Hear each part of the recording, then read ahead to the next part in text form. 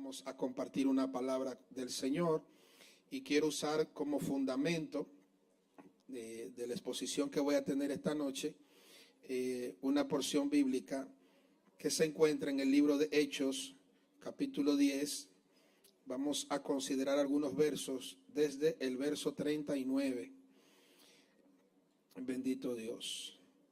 Reciban un saludo y un abrazo de la Iglesia Pentecostal Ministerio Río de Vida, que esa es su casa. Estamos aquí cerquita en el kilómetro 10 de la carretera Sánchez. Allí siempre vamos a estar complacidos de poder servirles. Amén. Libro de los Hechos, capítulo 10. Leemos a partir del verso 39 hasta el 42. Dice de la manera siguiente: y nosotros somos testigos de todas las cosas que Jesús hizo en tierra de Judea y en Jerusalén, a quien mataron colgándole en un madero.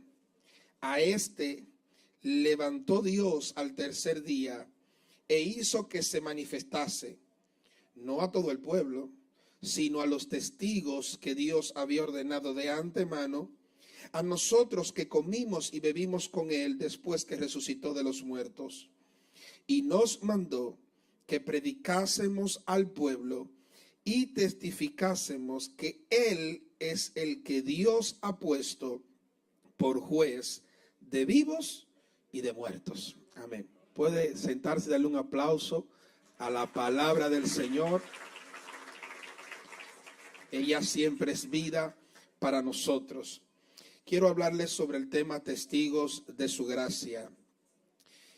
No soy doctor en Derecho, tengo abogados aquí muy buenos, pero es importante que usted sepa que el mundo espiritual es un mundo que se rige por leyes y que dentro de ese mundo espiritual suceden cosas que se llevan a cabo por legalidades, por permisos o por puertas que la gente abre para que pueda operar.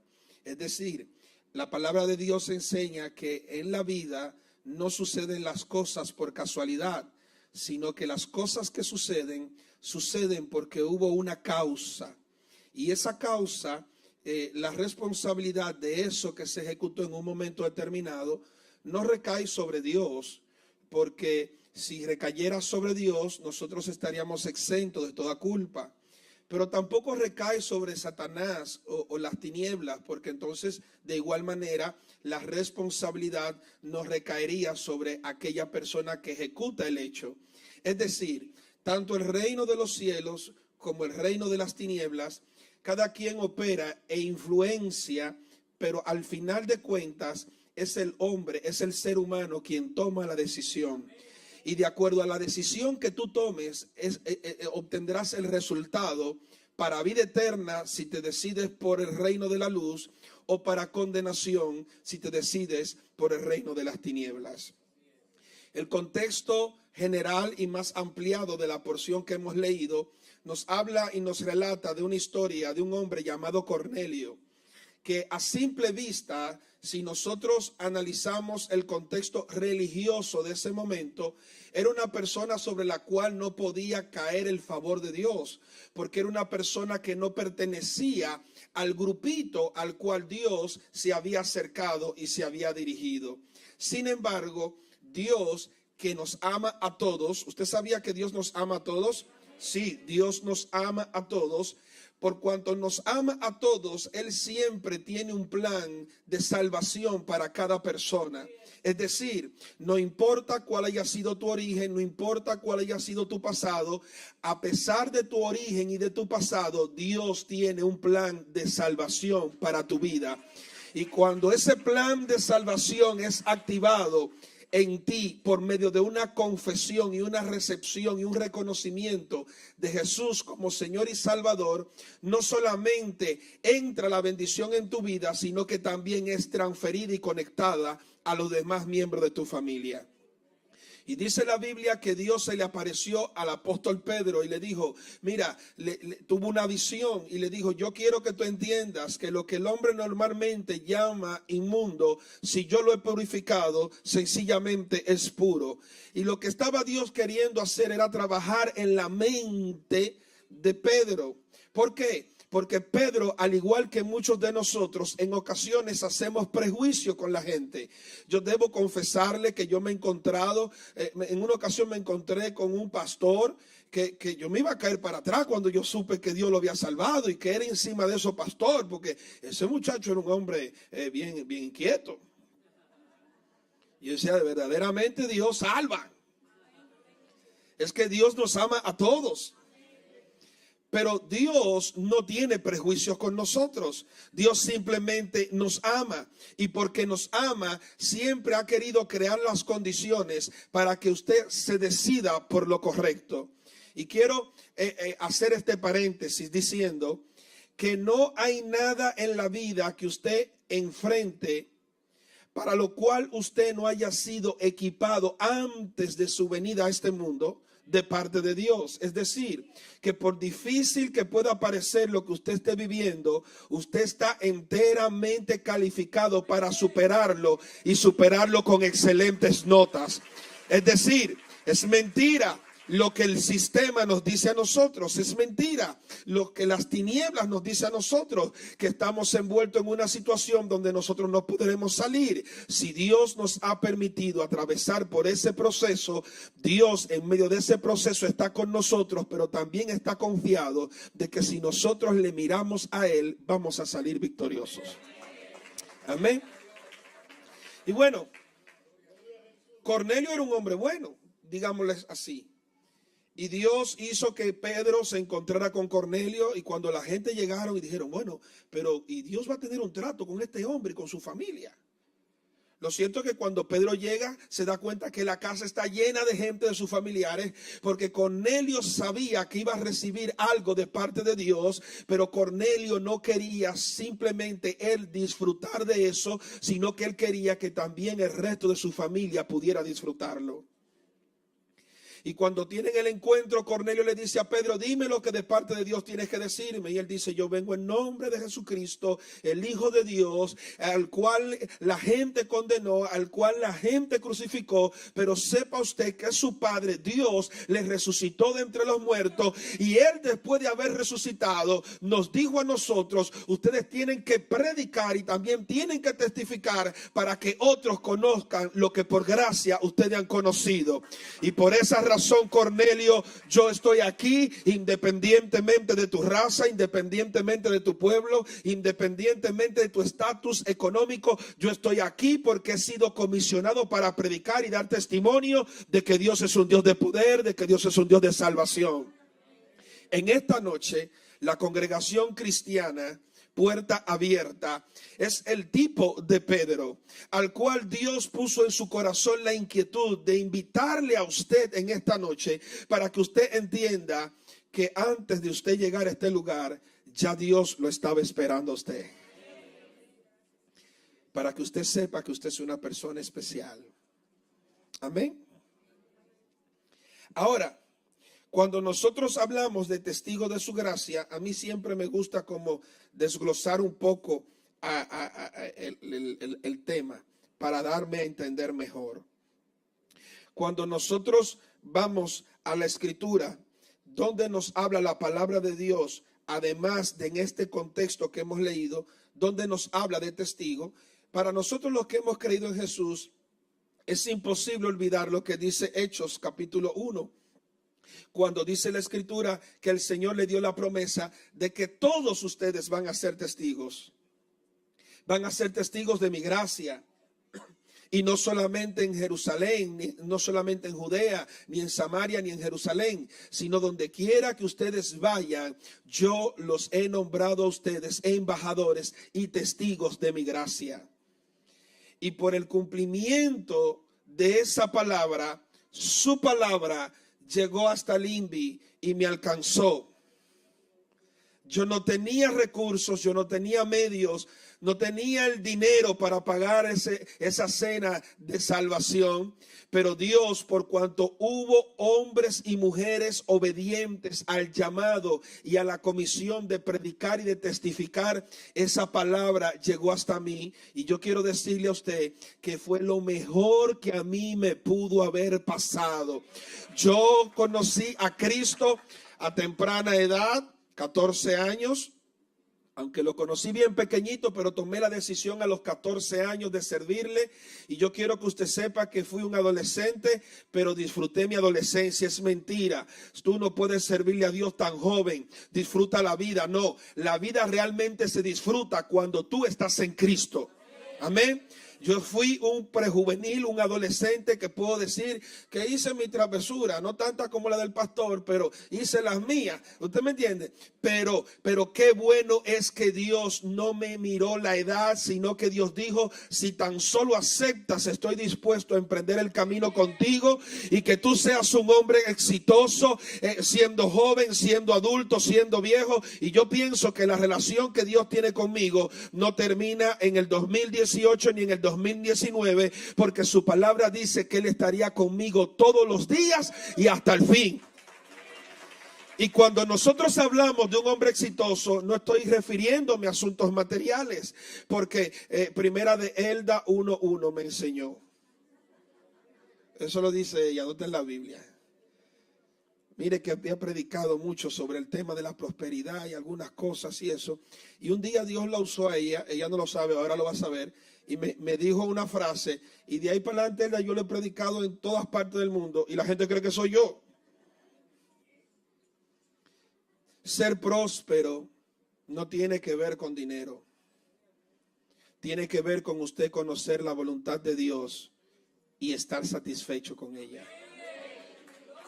Por lo tanto, si usted conoce lo que Dios tiene para usted y usted aprende a amar lo que Dios tiene para usted, no importa su condición o su circunstancia material, usted es un hombre y una mujer prosperado. Amén. Cuando nosotros vemos esto, nos damos cuenta que la palabra de Dios nos manda a todos a ser testigos. Pero ¿qué es un testigo? Yo busqué en el internet una definición y dice persona que está presente en un acto o en una acción con o sin intención de dar testimonio de lo ocurrido. Y yo entresaqué algunas cosas de eso para poder hacer un paralelismo con el mundo espiritual, que para nosotros es lo más importante. Porque sepa usted que yo no soy lo que usted ve aquí, yo soy más bonito por dentro. Amén. Y yo siento que ese amén fue como en fe. Yo lo resumí de otra manera y puse que un testigo es aquel que estuvo en el lugar de los hechos y que vivió la experiencia. Usted no puede ser testigo de algo que usted no pudo ver, de una escena o de una acción en la cual usted no estuvo presente. Dígame, usted puede testificar si usted estuvo ahí. No, yo no estuve ahí, pero a mí me contaron. No, usted no es un testigo. Para usted ser testigo, usted tiene que estar ahí. Y yo quiero que usted sepa que si usted le pregunta a mucha gente, si yo le pregunto a usted, amigo, en esta noche, si usted conoce a Jesús, usted pudiera decir que usted conoce a Jesús y empezaría a comportarse como un testigo, pero usted no puede ser testigo por la referencia de lo que otra persona le dijo o de lo que usted leyó. Usted se convierte en testigo de Cristo cuando usted se ha acercado a Él y le ha conocido. No sé si me doy a entender. Ahora, hay dos palabras interesantes. Dice testigo de su gracia. ¿Y qué es gracia? La gracia es un favor inmerecido que hemos recibido. Y cuando nosotros hablamos de gracia, es necesario hablar de misericordia, porque hay gente que tiende a confundir el término gracia con misericordia. Pastor, yo nunca lo he confundido. Pues entonces no es para usted, es para el que lo confunde. Y me explico. Cuando Dios creó al hombre, lo creó en un estado de perfección. Dios lo creó en condiciones de una relación estrecha para que el hombre sea feliz, para que el hombre pudiera disfrutar lo que Dios había diseñado para él. Pero el pecado trajo problemas, hizo una separación entre Dios y el hombre. Entonces voy a ilustrar un poquito. Cuando el hombre peca, a pesar de que el enemigo le incitó a que peque, me imagino yo a Satanás que dijo, bueno, como tú dijiste que si pecaba tenía que morirse, yo voy a ver si tú me vas a matar al hombre. Pero sepa usted que si usted lo mata, Dios, yo diré por todas partes que usted no es un Dios misericordioso, porque usted se hace llamar misericordioso.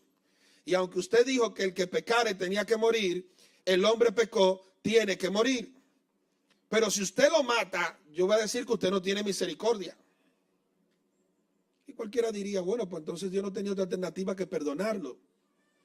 Pero Satanás diría, pero si tú lo perdonas, entonces yo voy a decir que tú no eres justo. Porque la justicia, la ley cuando es violada demanda que se le pague la transgresión. Es decir, si tú no matas al hombre, tú no eres justo, porque dijiste que el que peca debe morir. Pero si tú lo perdonas, entonces tenemos un problema aquí, ¿verdad? ¿Cómo respondemos a eso? Dios es Dios increíble. Y Dios sencillamente, su misericordia significa que no nos da lo que nos merecemos. Nosotros nos merecíamos la muerte, sin embargo, por su misericordia no morimos.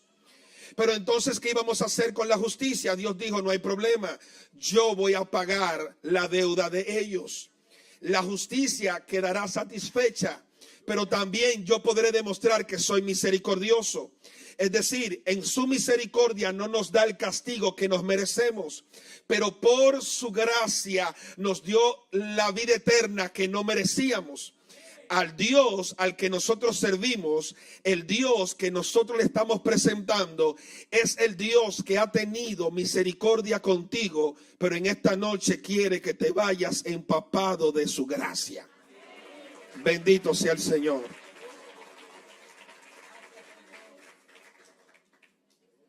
Sencillo.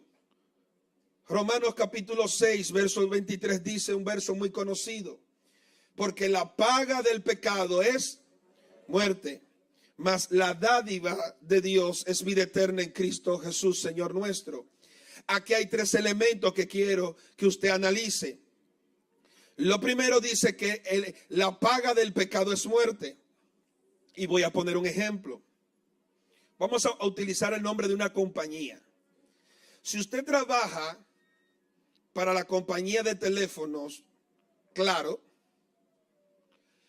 después que usted tenga 30 días trabajando en Claro, usted va a Altiz a cobrar.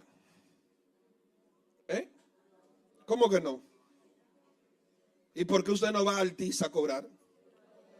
Porque usted es empleado de Claro. ¿Va conmigo? Ok. ¿Dónde usted tiene que cobrar? Donde usted trabaja. Aunque en el mundo natural las leyes el hombre las utiliza a conveniencia, en el mundo espiritual las leyes se respetan. Es decir, si usted trabajó para Claro, al día de pago, Claro le va a pagar. Pero si usted dice, no, yo no quiero que tú me pagues, yo te lo hice gratis, Claro te va a decir, mira, ahí está tu cheque, si tú quieres tú lo botas, pero yo debo cuidarme ante las leyes de que yo te pagué. Porque hay un principio que dice que tengo que pagarle a aquel que trabajó por mí. ¿Va conmigo? Y dice la Biblia que la paga del pecado es muerte. ¿Qué quiere decir eso? Que cuando nosotros vivimos nuestra vida en pecado, nosotros no podemos pretender que se nos pague con vida eterna. No sé si me doy a entender. Es el mismo principio. Si yo no vivo para Dios, yo no puedo pretender que Dios me pague. Si yo vivo para el pecado, dice la Biblia que el pecado tiene una moneda que no es muy agradable al oído del hombre. Su moneda es muerte. Pero peor aún, usted no puede vivir su vida independiente a Dios, trabajando para el pecado, y después usted decir, no, yo no quiero la muerte. Porque el pecado le va a decir, I'm sorry, usted me trabajó, a usted yo tengo que pagarle. ¿Va conmigo? Pero aquí entra lo extraordinario. Jesucristo no vivió para el pecado. Se supone que entonces no debió recibir el pago de la muerte. Él vivió en santidad, él vivió apartado. Pero ahí entra la gracia del Señor. Él dice, yo quiero que si hay un beneficio para ese empleado, yo quiero que el empleado lo reciba. Pero si hay algún perjuicio para ese empleado por trabajar en esa empresa, yo estoy aquí para recibir el perjuicio por él. Y dice la Escritura que sin él tener culpa, sin él tener pecado, me salió el sur ahí, sin él tener pecado, él recibió toda la culpa de nuestros pecados, para que usted tuviera la oportunidad de que, de Dios decirle a usted, deja de trabajarle al mundo, deja de trabajarle al pecado y trabaja para mí, y te garantizo que tengo la mejor paga. Amén. No es mi intención testificarles, pero les voy a hacer un breve resumen de algo que me pasó y que viví.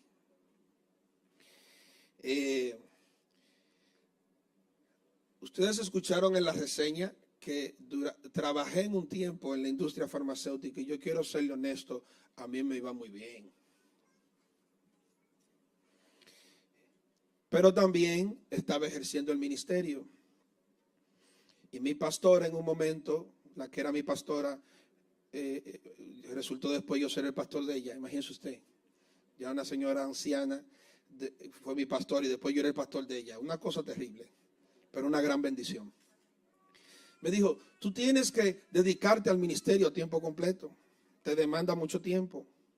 Y hermano, mire, lo que yo dije en ese momento, todavía a veces lo digo, mire, y hay algo dentro de mí que se me remueve, como decía el comensal del drama. No siento como que algo se me cambió dentro.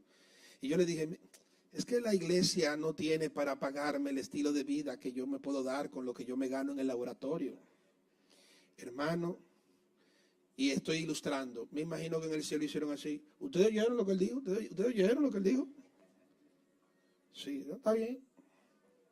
Hermano, y los siguientes 2 años y medio fueron 2 años y medio difíciles. Difíciles. Me quedé sin el empleo. Y para que usted tenga una idea, se decían, se busca gordito que tenga chaqueta azul marino con cuadrito, pantalón, lente, que su nombre empiece con E y su apellido también. Y yo, pues eso yo iba a los trabajos y no me daban el trabajo. 2 años y medio. Y un día estoy en una conferencia, pastores, y llegué temprano. Era bien lejos de la ciudad y llegué bien temprano. Y como no me gusta sentarme adelante para que me paren, conté 7 filas y me senté en la número 8 en el pasillo y ¡pam! Y cuando llegó el predicador, eso, un salón grandísimo, empezó a ministrar y a hablar y a testificar, y en una se entra por el pasillo y está hablando, y yo estoy ahí atento a todo lo que está diciendo, y él está contando su experiencia con el Señor, y en un momento se para al lado mío y me pone la mano en el hombro y me dice, ¿sabe lo que me dijo Dios a mí un día? Y yo me quedé mirándolo, y dice, Dios me dijo, si tú entiendes que el mundo te puede pagar mejor que yo, entonces soy yo que no quiero que tú trabajes para mí. Y ahí yo no tengo que seguir el testimonio. Hermano que me escucha, por más bien que materialmente te vaya, el mundo no te puede pagar mejor que Dios. No puede. Yo no te estoy diciendo que renuncies, no. Te estoy diciendo que incluso hay gente aquí que pudiera estarse invirtiendo en cosas de este mundo que quizás no son malas, pero están tomando el lugar, el tiempo y la posición de Dios.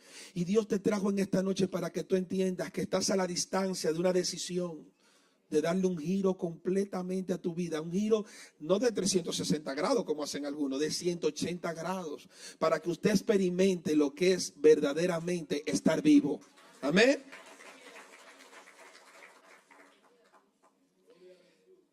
La palabra de Dios nos dice a nosotros que tenemos que ser testigos. Él nos ha delegado una tarea, tenemos una asignación. El Evangelio según Mateo, en el capítulo 28, a partir del verso 18 al 20, ahí está nuestra asignación. Usted vino a este mundo no para ninguna otra cosa que no sea esto. Pastor, pero yo tengo mis hijos. Sí, los hijos forman parte del diseño, pero no son la razón de ser. Amén. Y dice la palabra, normalmente la gente lo toma desde el verso 19, pero a mí me gusta tomarlo desde el verso 18. El verso 18 dice: y Jesús se acercó y les habló diciendo: toda potestad me es dada, ¿dónde? En el cielo y en la tierra. Es decir, no hay nadie con más autoridad que Jesús, ni en el cielo ni en la tierra. No, es que yo soy general, usted es un raso alante del Señor. No sé si me doy a entender. Si alguien viene y dice: póngame esa mesa aquí, y usted viene a poner la mesa, y alguien le dice, el pastor viene y le dice: no me ponga la mesa ahí. No, lo que pasa es que el pastor Emerson me dijo que la ponga ahí, y el pastor Jorge le dice: no, pero no la ponga ahí ahora. Bueno, es una autoridad mayor, entonces usted no pone la mesa ahí. ¿Qué le estoy queriendo dejar dicho? Que lo que Jesús va a decir a continuación, no hay una autoridad que pueda revocar eso que él va a decir ahora.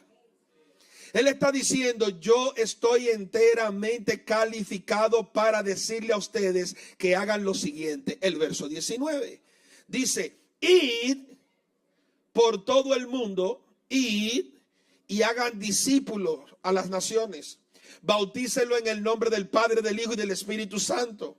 Verso 20 termina diciendo: enséñenle que guarden todas las cosas que la gente dice. ¿Cómo que no? Ok, que todo lo que las redes sociales dicen. No, las cosas que yo he mandado. Y yo quiero que usted sepa que todo lo que usted necesita está en la Biblia. Usted tiene que guardar la Biblia. Usted tiene que caminar por la palabra, vivir por la palabra, pensar por la palabra, actuar por la palabra. La palabra es vida. Y como decía el pastor, es solamente la palabra la única capaz de hacer en usted aquello por lo cual Dios lo ha enviado. Y esa palabra no retorna vacía, sino que logra la transformación en aquel hombre, en aquella mujer que ha abierto su corazón a esa palabra. Nosotros vemos a Jesús decirnos eso, entonces entramos en un dilema. ¿Cuál es el dilema? Que usted no puede hacer discípulos si usted no es un discípulo. ¿Se entiende, verdad? Le voy a decir algo más profundo ahora. Usted no puede hacer discípulos si usted no es un discípulo. Pero esta cita tremenda la que voy a decir ahora. Usted no puede ser discípulo sin usted estar en Cristo. Cristo es el punto de partida. Usted puede ser, ¿qué es un discípulo? Es aquel que vive por los principios de su maestro, imita a su maestro. Usted puede ser discípulo de alguien en un área específica, pero estamos hablando de cosas importantes, estamos hablando de la vida. El único maestro es Cristo. El modelo a seguir es Cristo. El punto de referencia es Cristo. Y la Biblia establece que yo no paso a ser discípulo o hijo de Jesús por las relaciones que yo tenga con un cristiano. No dice tampoco que yo paso a ser discípulo por las ofrendas que yo aporto a un ministerio. No, no. Cornelio tuvo que encontrarse con Cristo, tuvo que revelársele Cristo, porque no es suficiente ser amigo del apóstol Pedro, no es suficiente ser una persona de influencia, no es suficiente usted portarse bien, no es suficiente usted dar sus recursos por la obra. Es necesario que usted se encuentre cara a cara con Jesús, es necesario que usted se doblegue, es necesario que usted le reconozca, porque dice la Escritura que nosotros separados de Él nada podemos hacer. ¿Qué me está diciendo, pastor? Te estoy diciendo que probablemente no te has dado cuenta que lo fuerte de tu camino, lo doloroso de tu camino, no responde a otra cosa, a una vida con Cristo ausente. La pregunta es: ¿qué estamos nosotros dispuestos a dejar por Jesús?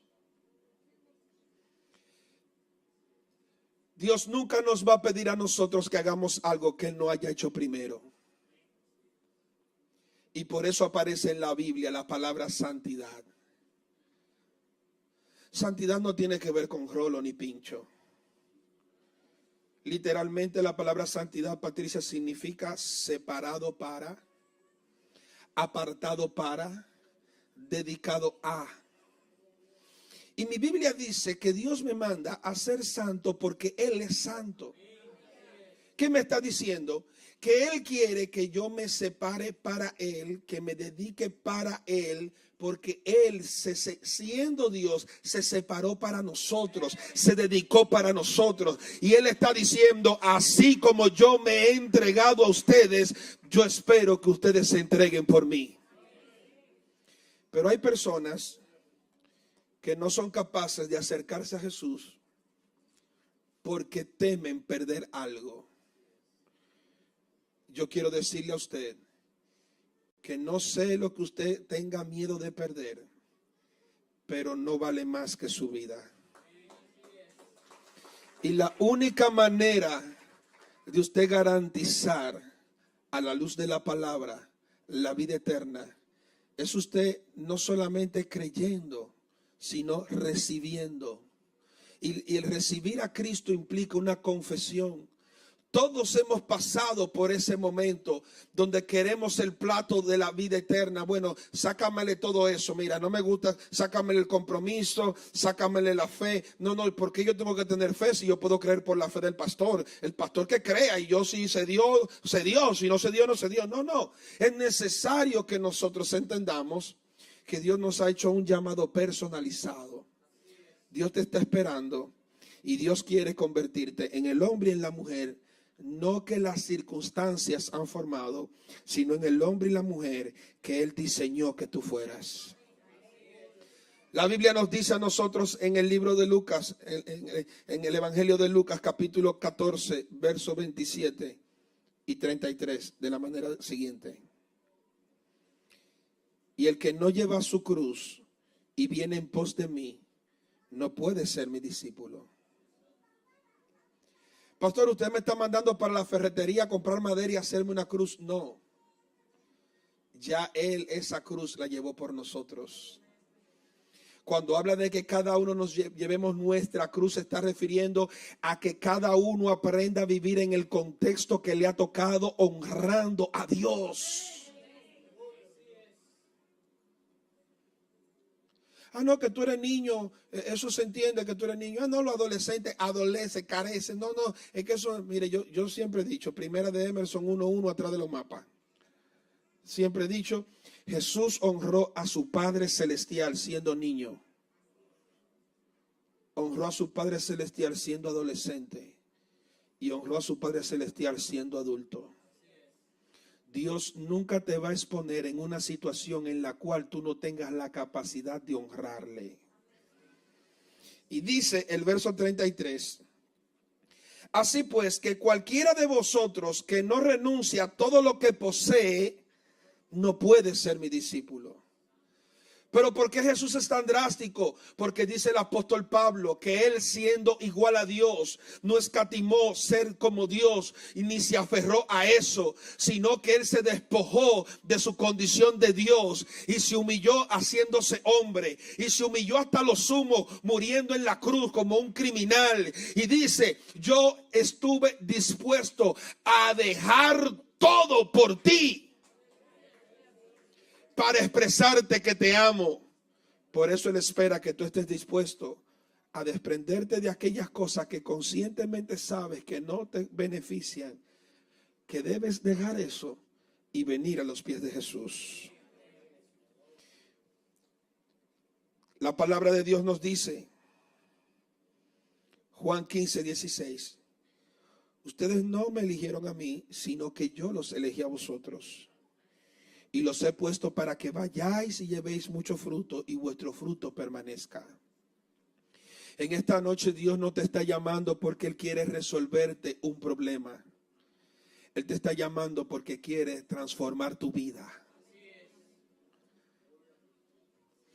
Él no quiere que tú simplemente te acerques a Él para que se resuelva esa situación y entonces tú después ver cómo vives. No, Él quiere que el fruto permanezca. Porque Él sabe que mientras estés en Él, todo te será posible. Decían en el drama que siempre ven en los periódicos nuevas malas. Y muchas veces son viejas malas. No es lo mismo siempre. Y eso es el evangelio. Buenas nuevas. Y buenas nuevas, dice la escritura claramente, que es el evangelio del reino. La palabra de Dios nos dice que todos tenemos que involucrarnos en esta tarea. La iglesia, pero también la iglesia te necesita a ti, amigo, que estás en esta noche. ¿Por qué? Porque la palabra de Dios establece en el evangelio de Lucas capítulo 10 que la mies es mucha y pocos son los obreros. Es decir, hay mucho por hacer y tengo poca gente trabajando. Y lo más espectacular de todo esto es que Dios pensó en tu familia cuando te empezó a seducir por la salvación. Cuando Dios te atrae a Él con la intención de que experimentes una vida nueva, Dios no solamente está pensando en ti, sino que está pensando en tus apellidos, en tu descendencia. Y hay un poder tan sobrenatural que no es solamente sobre tu descendencia, sino que también aún puede trastornar el mundo espiritual de tu ascendencia.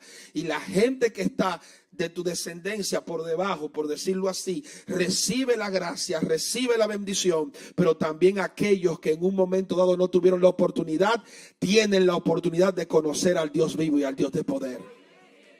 Amén.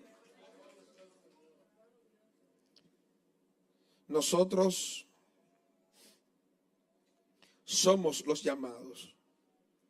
La iglesia, quiero motivarla de parte del Señor a que mantenga su enfoque en su misión. La misión es hacer discípulos. Hacer discípulos es convertir a la gente en Cristos. Que cuando el Padre los vea la imagen de su Hijo en cada uno de ellos. Eso es hacer discípulos. Pero reitero, usted no podrá ser discípulo si usted no es uno. Y la única puerta para usted empezar ese camino es entregándole su vida a Jesús. La palabra de Dios nos reta a que vivamos una vida de arrepentimiento. Arrepentimiento deriva de una palabra hebrea, teshuvah, que significa ir por un mal camino y devolverse en sentido opuesto y retomar el camino correcto. Cuando usted reconoce que necesita de Dios y se arrepiente, y usted le da autorización al Espíritu Santo de que modele su vida, usted va a empezar a experimentar cambios y transformaciones en su vida y en su entorno. Y ya usted no va a seguir ese rumbo, sino que va a tomar el camino que Dios trazó para usted. Si usted decide permanecer en ese mismo camino, en esa misma conducta, en ese mismo estilo de vida, entonces usted no está ante un arrepentimiento, sino ante un remordimiento. Y usted tiene el poder, es mentira de Satanás, usted tiene el poder de devolverse de ese camino, usted tiene el poder de devolverse de esa vida, usted tiene el poder, usted lo tiene. Ilustro con una historia. Había un hombre que tenía una vida muy promiscua. Y un día en un país lejano se encontró una mujer de aquellas que trabajan, ustedes saben qué. Él era su cliente fijo. Y cuando él la ve, se voltea y empieza a caminar rápido. Y la mujer vio que el hombre la vio y como que se quería espantar y le cayó atrás. ¿Me va entendiendo el testimonio? Fulano, soy yo, ¿no te acuerdas de mí? Y él miraba para atrás y caminaba más rápido. Y ella seguía atrás de él. Y ella insistía, fulano, soy yo, ¿no te recuerdas de mí? Soy yo aquella mujer, ¿ya no te acuerdas? Y el hombre seguía caminando rápido. Y en una ella lo alcanza y lo toca en el brazo, en el hombro. Y lo voltea y dice, oh, soy yo aquella mujer. ¿Es que acaso ya no te acuerdas de mí? Y la respuesta de un hombre arrepentido fue la siguiente. Sí me acuerdo de ti. Tú eres aquella mujer, pero ya yo no soy aquel hombre.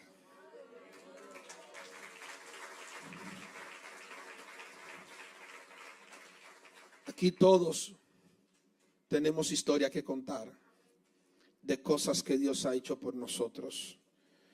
Dale la oportunidad a Cristo en esta noche y te aseguro que será la mejor decisión de tu vida. Lo que Dios no puede cuidar, lo que Dios no puede reparar, nadie lo puede cuidar ni lo puede reparar. ¿Sabes qué? Analícelo un instante. Uno a veces le dedica su vida entera al trabajo, entregado al trabajo, pero un día te mandan a buscar y todo se quedó. La pregunta es, trabajaste muy bueno, pero tu propósito en la vida, quiero que sepas que no fue solo trabajar. El propósito por el cual te creé, te formé, era para que tú experimentaras una relación conmigo, una relación de padre a hijo. Lo importante que tenemos nosotros que ver es que Dios nos está llamando hoy. Esto no es como la dieta, la empiezo el lunes. No, usted tiene que empezar hoy. Usted tiene que empezar ahora. Quiero terminarte con esta parte de la palabra del Señor. En una ocasión, si usted va al Evangelio de Lucas capítulo 8, se encuentra con la historia de Jesús y el Gadareno. Era un hombre endemoniado. Nadie quería saber de él. Lo esposaban, lo amarraban, le ponían esposas, se paseaba de un lado a otro, ya no lo aguantaban en el pueblo. Y un día Jesús decide ir hasta esa ciudad y dice la palabra que cuando aquel hombre se encontró con Jesús, fue libertado. Y en su momento aquel joven, los demonios, los espíritus decían, somos muchos. Si hubiese una versión dominicana diría, ¿y a mí qué me importa cuando ustedes sean? Llegó Jesús. Nadie le tumba el pulso a Dios. Y dice la Escritura que él fue libertado en ese instante. Y lo que me llama la atención son los versos 38 y 39 de Lucas capítulo 8. Yo me imagino que un hombre en esas condiciones, lo primero que haría es lo que quizás usted también haría. Yo tengo que seguir a este hombre, yo tengo que ir donde él vaya. Por favor, Jesús, dame tu Facebook, dame tu Twitter, dame tu Instagram, yo te voy a seguir. Y dice la Biblia que mientras él iba subiéndose a la barca, Jesús le dijo, ¿para dónde va? ¿Cómo que para dónde voy, Señor? Después de lo que tú has hecho conmigo, no hay otro lugar a donde yo desee estar que no sea contigo. Pero Jesús no piensa en uno solo. Jesús le dice a aquel hombre del que habían salido los demonios, que le rogaba dejarlo estar con él. Hermano, yo nunca he ido a un culto donde los amigos estén rogando por recibir a Cristo. Y este hombre entendió la magnitud de lo que Jesús había hecho y le dijo: por favor, estoy esperando que el pastor termine porque yo necesito que hagan el llamado, yo me quiero convertir. Y Jesús le dijo: no te limites, yo no me trasladé a través de la tormenta hasta aquí solamente por ti. Jesús lo despidió. Jesús le dijo: no me sigas. Cualquier persona de mente estrecha diría: oh, pero este hombre, ¿qué es lo que se cree? Ojalá él que yo lo siga. Y le dice: no pienses tan poquito, no me sigas. Mire lo que dice: vuélvete a tu casa y cuenta cuán grandes cosas ha hecho Dios contigo. Y dice la palabra: y él se fue. No dice que preguntó, no dice que cuestionó, no dijo que estaba confundido. No, bajo esa revelación de Cristo, él dice: y se fue publicando. La palabra que aparece en el texto original dice proclamando ¿qué? Lo que Jesús le había dicho. Yo no tengo que saber teología para hablar de Cristo. Yo no tengo que saber hebreo. Y estoy de acuerdo con el estudio. Entiéndame lo que le estoy diciendo. Jesús le dijo: es fácil el mensaje. Simplemente predica lo que Dios ha hecho contigo. Y dice la Escritura que él fue por toda la ciudad hablando, no de que los cerdos se perdieron, no de que yo no sé de dónde viene Jesús, no venía hablando de cuánto le pudo haber costado, no. Dijo: yo estoy hablando de lo que Jesús hizo conmigo. Y en esta noche nosotros estamos aquí, ¿sabes qué? Porque Dios nos dio una misión de que nosotros le dijéramos a la gente como usted lo que Dios ha hecho con nosotros. Pero sepa usted una cosa: que en usted está la gracia, que en usted está el poder. ¿Sabe para qué? Para que una vez usted se conecte con esta palabra, usted tenga el poder de ir a su casa, declararle sobre el marido, sobre el hijo, sobre su familia, sobre su barrio, sobre su ciudad, sobre su nación, y decir: yo no sabía lo que me estaba perdiendo. Lo que yo sé es que comí de la cena de salvación y siento, al principio no quería ni pedirla, al principio incluso quería que le quitaran cosas, pero lo cierto es que agradezco a esa camarera que me dijo que el plan estaba inalterable para mí. Yo tenía que comerlo todo. Y Dios en esta noche te está diciendo: recibe el regalo de la salvación, recíbelo con compromiso, recíbelo con fe, recíbelo. Y estarás autorizado para pregonar en tu casa las maravillas. El verso es que continúa, dice que predicó hasta por 10 ciudades, Decápolis. En otras palabras, este hombre se volvió un predicador terrible, porque dice que donde quiera que iba, que predicaba lo que Dios había hecho, la gente se convertía y creía en Jesús. Y nunca había entrado a una sinagoga. Termino con esto. Un regalo es un regalo. El que recibe el regalo no le cuesta nada. Es gratis. Pero el que dio el regalo tuvo que haber pagado. En los negocios hay una expresión que dice: nada es gratis. Alguien lo pagó. El que usted esté en esta noche respirando, alguien pagó por ese aire. No dejó de sorprenderme una vez que fui a visitar a una mujer con un tanque de oxígeno que estaba grave. Y si mi memoria no me falla, me dijeron que el tanque de oxígeno costaba como 800 pesos el tanque. Y lo que le duraba era como un día y medio. Y yo dije: wow. para que no me empiece a sacar la cuenta, 41 años tengo. Y yo digo, ¿cuántos tanques de oxígeno he consumido yo y no lo he pagado? Alguien pagó por ti. Y ese alguien es Jesús.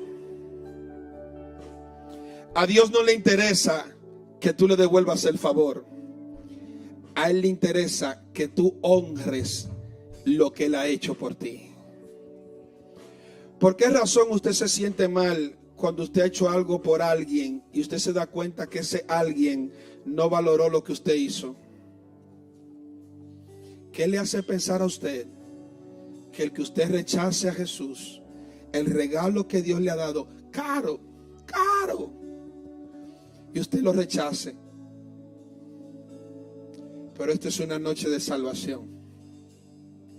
Esto es una noche que tiene un doble propósito: empoderar a la iglesia en la obra de evangelismo. No pretenda la iglesia que la tarea de evangelismo la va a hacer el mundo. El mundo está evangelizando, pero su mensaje, nosotros estamos pregonando, predicando las buenas nuevas de salvación.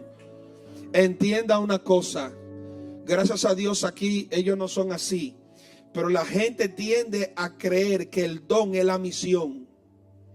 No, lo que pasa es que como yo toco, yo no tengo que predicar porque nosotros somos los de adoración. No me mira así, varón. Pero el don no es la misión. La misión es predicar. El don te habla del servicio que tú tienes para Dios, que tienes que hacerlo con excelencia. Te habla del ministerio, pero la misión te habla de predicar. Iglesia, hay que predicar todo tiempo.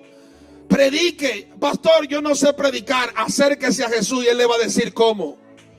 Y el segundo aspecto es que nadie se vaya de este lugar sin reconocer que necesita de Jesús. Te puede faltar todo, pero que no te falte su gracia ni su presencia.